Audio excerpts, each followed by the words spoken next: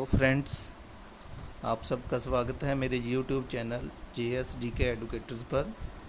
तो जैसे हमने लास्ट वीडियो में जो मास्टर कैडर 2017 का पेपर हुआ था सोशल साइंस का, उसका फर्स्ट पार्ट हमने सिविक्स का कवर कर लिया था। तो आज हम उसका नेक्स्ट जो है सेकंड पार्ट लेकर आए हैं सिविक्स का। तो ऐसे वीडियोस के लिए आप मेरा यूट्यूब चैनल को सब्सक्राइब करें और ज़्यादा से ज़्यादा शेयर करें। तो आज हम शुरू करते हैं सिविक्स का सेकंड पार्ट। हाँ जी, पार्ट सेकंड का जो फर्स्ट क्वेश्चन है, the 42nd amendment act 1976 incorporated in the Indian constitution. तो जो 42nd अमेंडमेंट हुई थी 1976 में, ये भी इम्पोर्टेंट क्वेश्चन है, पूछ लिया जाता है कि जो 42nd अमेंडमेंट है वो किस ईयर में हुई थी। तो 1976 में, और अब तक की जो सबसे बड़ी अमेंडमेंट थी। तो इसमें कौन से जो वर्ड्स थे जो कॉन्स्टिट्यूशन में, जो प्रेम्बल में इनकॉर्पोरेट किए गए थे, तो कौन कौन से थे वो? स्वर्ण, डेमोक्रेटिक, रिपब्लिक। तो ये 3 वर्ड थे जो इंडियन कॉन्स्टिट्यूशन में शामिल किए गए थे। So next question is the basic structure of Indian constitution is associated with. तो इसका हमारा आंसर है the Keshav Nanda Bharati versus state of Kerala. So next question है हमारा the Mandal commission is related to. जो मंडल कमीशन है कॉन्स्टिट्यूशन में, जो मंडल कमीशन बना था, तो वो किससे रिलेटेड था? तो ये बैकवर्ड क्लासेस से रिलेटेड था। So next, who wrote the communist manifesto. तो ये जो बुक है कम्युनिस्ट मैनिफेस्टो किसने लिखी है? तो ये लिखी है Karl Marx and F. Engels. Next question, the word liberty is derived from. तो ये किस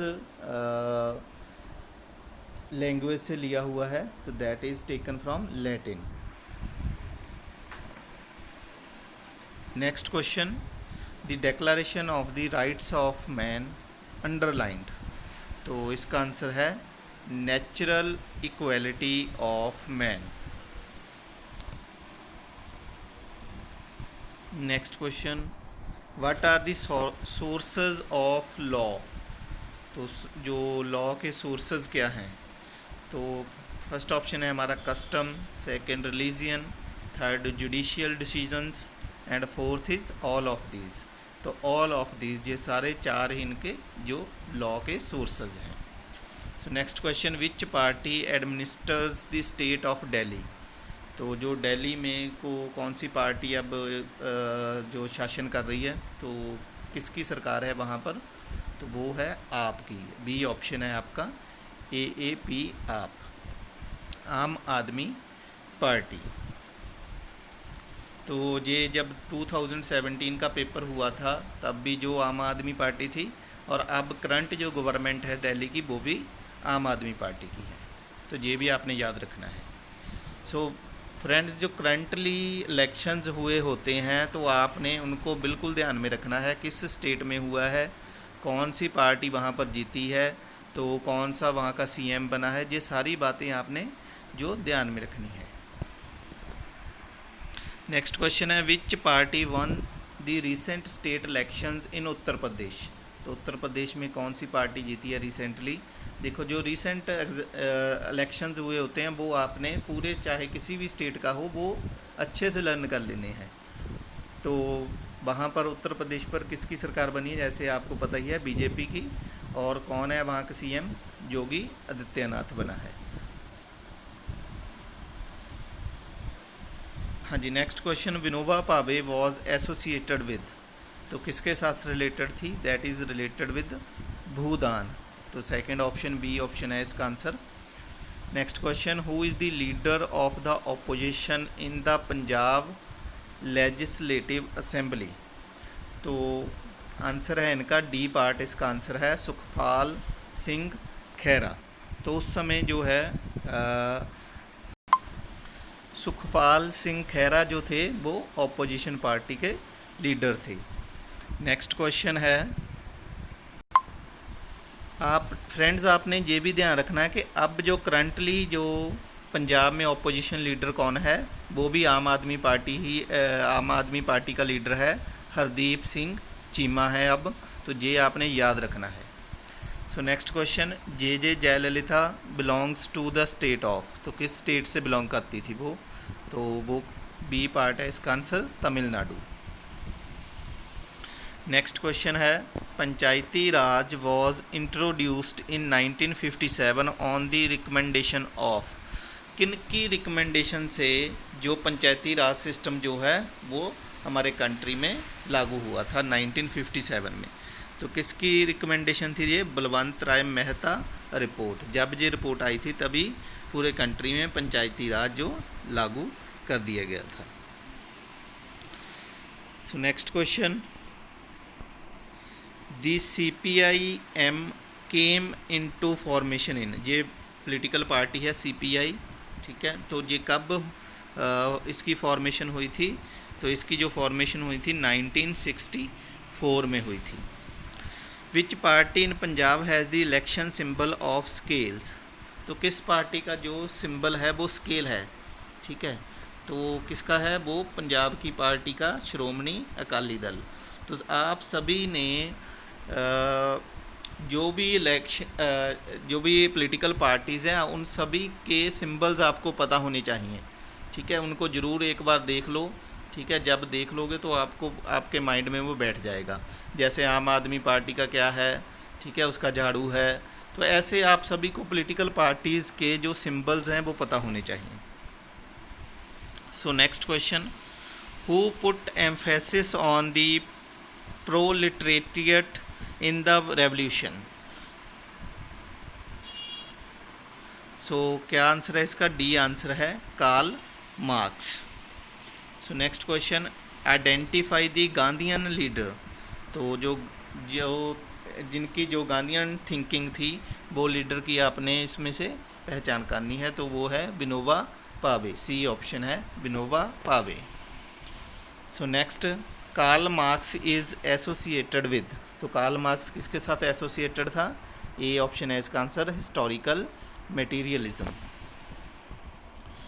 सो नेक्स्ट 53 है, MK Gandhi is the author of, ठीक है, किस बुक, कौन सी बुक जो है जो महात्मा गांधी जी ने लिखी थी, that is Hind Swaraj, C option इसका आंसर है, Hind Swaraj.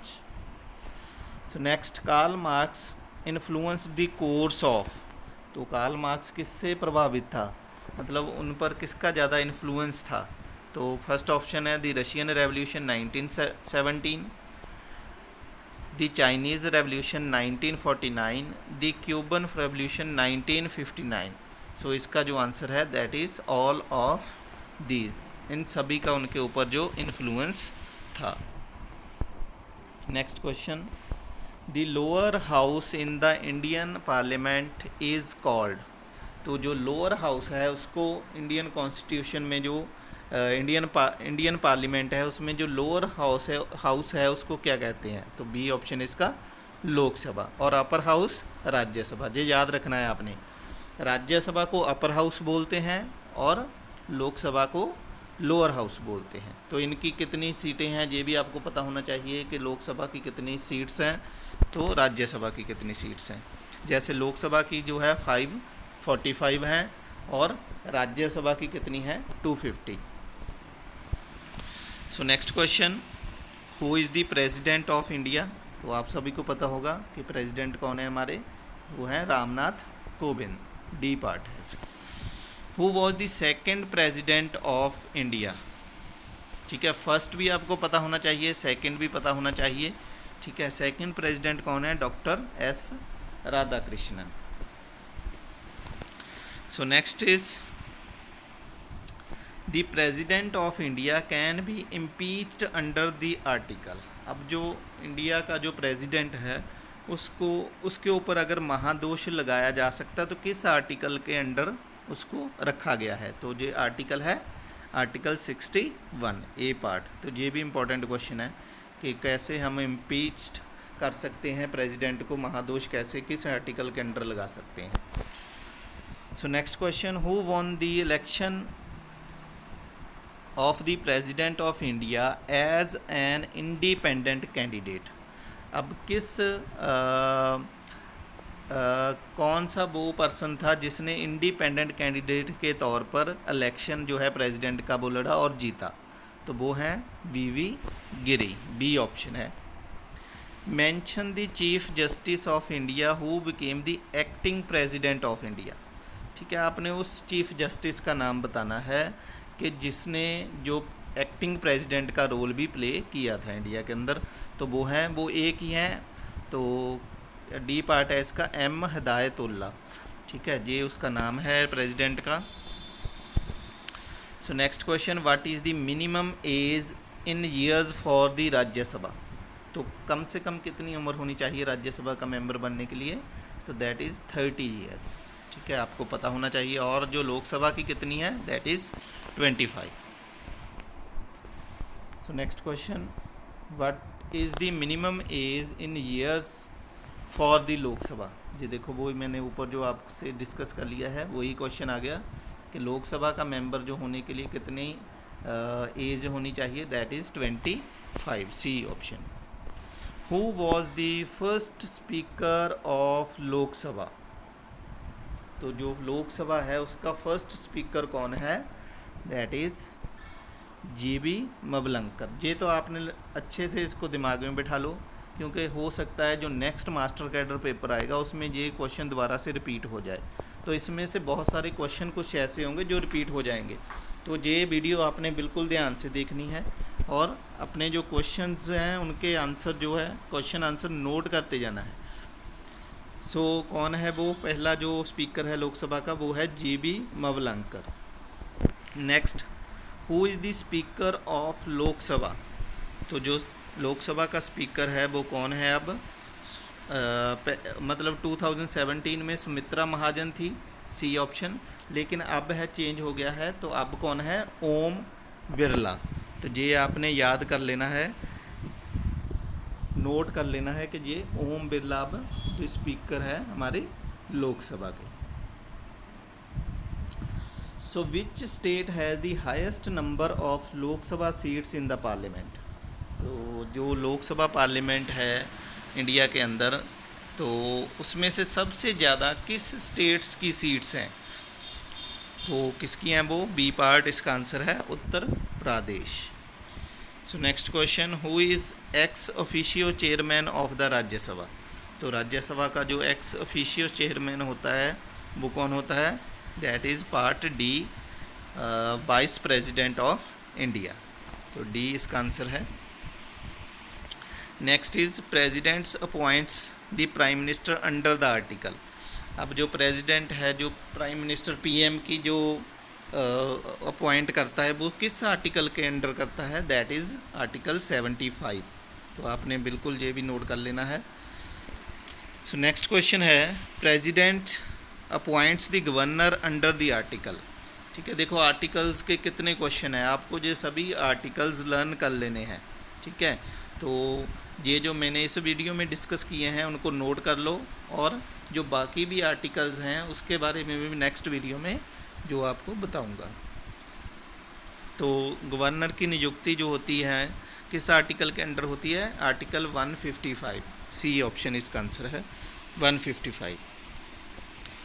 The term of the chief minister is. अब क्या है, जो चीफ मिनिस्टर की टर्म होती है उसका कार्यकाल होता है वो कितना होता है, तो इसका आंसर है बी, नॉट फिक्स्ड, क्योंकि जब भी उसकी मेजॉरिटी ख़त्म हो जाएगी तो उनको अपनी पोस्ट से जो है रिज़ाइन करना पड़ सकता है। तो ये नॉट फिक्स्ड नहीं है। वैसे उनका कार्यकाल 5 ईयर्स के लिए माना जाता है। तो अगर कोई भी ऐसी बात ना हो कि कई बार सरकार को माइनॉरिटी में ना चली जाए, तो फिर जो है वो सरकार को इस्तीफ़ा, चीफ मिनिस्टर को इस्तीफ़ा देना पड़ता है। So next is Indian constitution deals with the issue of citizenship under articles. तो जो इंडियन कॉन्स्टिट्यूशन है वो सिटीजनशिप से कौन से आर्टिकल्स रिलेटेड हैं, हमारा जो कॉन्स्टिट्यूशन है उसमें जो सिटीजनशिप है, नागरिकता का जो इशू होता है, उसमें वो किस आर्टिकल्स के अंडर आते हैं? वो आते हैं ऑप्शन ए आर्टिकल्स 5 से लेकर 11 पार्ट 2। ठीक है जी, पार्ट 2 में अब हमारा जो कॉन्स्टिट्यूशन है तो इनके जो पार्ट्स होते हैं वो भी आपने लर्न करने हैं। ठीक है, तो पार्ट 2 का जो हमारा आर्टिकल्स हैं तो 5 से लेकर 11 तक, तो इसमें जो सिटीजनशिप आती है। Next, overseas citizens of India clause was introduced in the constitution in. अब जो ओवरसीज सिटीजन्स हैं तो इस क्लाउज को जो इंडियन कॉन्स्टिट्यूशन में कब शामिल किया गया था? तो सी ऑप्शन है इसका 2003 में। Next question, who was not a leader of non aligned movement? तो इसका आंसर है जोसेफ स्टैलिन। बी आंसर है इसका, जोसेफ स्टैलिन। तो जवाहरलाल नेहरू भी इसके लीडर्स रहे हैं और जोसेफ टीटो भी रहे हैं, ए नासर भी रहे हैं। तो जो नहीं रहे वो है Joseph Stalin. The concept of Panchsheel is related to. ठीक है, जो पंचशील का जो कंसेप्ट है वो किससे रिलेटेड है? That is related with non aligned movement. A option इसका आंसर है। Next question, who is the secretary general of the UNO? ठीक है, जो यूएनओ का सेक्रेटरी जनरल है वो कौन है? ठीक है, पहले क्या था, बेन की मून था तब जब 2017 में ये पेपर हुआ था, लेकिन अब जो है वो कौन है? Antonio Guterres. तो ये आपने बिल्कुल इसको लर्न कर लेना है क्योंकि ये 100 में से 95% है कि ये क्वेश्चन रिपीट होगा ही होगा। तो आपने इसको बिल्कुल अच्छे से जो है याद कर लेना है, Antonio Guterres. So next question है, who is the vice president of India? तो वाइस प्रेसिडेंट क्या है हमारे, कौन है? वो है वेंकैया नायडू। तो बी ऑप्शन इसका आंसर है। तो अब भी यही है, तो आपने इनको भी अपने माइंड में बिल्कुल अच्छे से याद कर लेना है कि जो अब हमारे वाइस प्रेसिडेंट हैं वो वेंकैया नायडू हैं और जो हमारे प्रेसिडेंट हैं वो रामनाथ कोविंद हैं। सो फ्रेंड्स, ये थे हमारे 75 क्वेश्चन सिविक्स के जो हमने आज पूरे डिस्कस कर लिए हैं। ठीक है, अब नेक्स्ट वीडियो में मैं आपके लिए हिस्ट्री का जो पार्ट लाऊंगा, हिस्ट्री को भी हम 2 पार्ट्स में पढ़ेंगे, फर्स्ट पार्ट और सेकंड पार्ट में। फ्रेंड्स, अगर आपने मास्टर कैडर एग्ज़ाम को अच्छे से उसको मार्क्स लेने हैं, अच्छे मार्क्स लेने हैं, तो आप मेरे वीडियोस ज़रूर देखें ताकि आपको आइडिया हो जाए कि कैसे क्वेश्चन आते हैं। सो मेरा यूट्यूब चैनल ज़रूर सब्सक्राइब करें, JSGK educators. So thank you very much friends, have a good day.